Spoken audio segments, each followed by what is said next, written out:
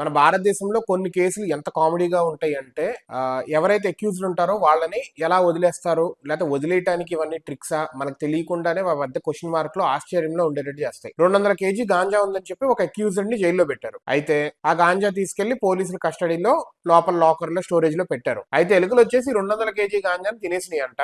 అందుకని చెప్పి ఎవరైతే అక్యూజ్డ్ ఉన్నారో కోర్టు వాళ్ళని వదిలేశారు, ఎందుకంటే తగినన్ని ఆధారాలు లేవు అన్నట్లు. అదేంటి, ఈ 200 కేజీలు అయితే ఉన్నాయి, ఉన్నది డిస్ట్రాయ్ అయిపోయింది, కానీ పట్టుకొని అయితే దొరికాడు కదా వీడు, they have to file A case కదా, డిస్ట్రాయ్ అయిపోయింది అంతే, అలా అని చెప్పి వదిలేస్తారా? లేతే ఇలా డిస్ట్రాయ్ అయిపోతేనే ఇలా వదిలేసేయచ్చు అని చెప్పి దాన్ని అలా పాడు చేశారా డబ్బులు తీసుకొని? ఏంటిది, ఇన్వెస్టిగేషన్స్ ఏమవుతున్నాయి భారతదేశంలో? ఇట్లా చేయటం ఏంటి? 200 కేజీ గాంజా అంటే మాటల, 200 కేజీ, అదే 200 గ్రాములు కాదు, 200 కేజీస్ అంటే వాడు ఎంత పెద్దోడు పట్టుకుని వాడిని ఎక్విటెడ్ అని చెప్పి కోర్టు వదిలేసింది. Law is doing it's duty, కళ్ళు మూసుకొనే చేస్తుంది ఇక్కడ. అదేంటి, వాడి దగ్గర దొరికినప్పుడు వాడైతే హంతకుడే కదా, ఒకటి చంపేశారు, చచ్చిపోయినోడు కనపట్లేదు, కానీ వీడే చంపాడని తెలిసింది, మరి అప్పుడు ఆ చచ్చిపోయినోడు ఎవడో కనపట్లేదని చెప్పి ఈయన చంపినోడిని వదిలేస్తారా? అట్లా ఉంది ఇది కూడా.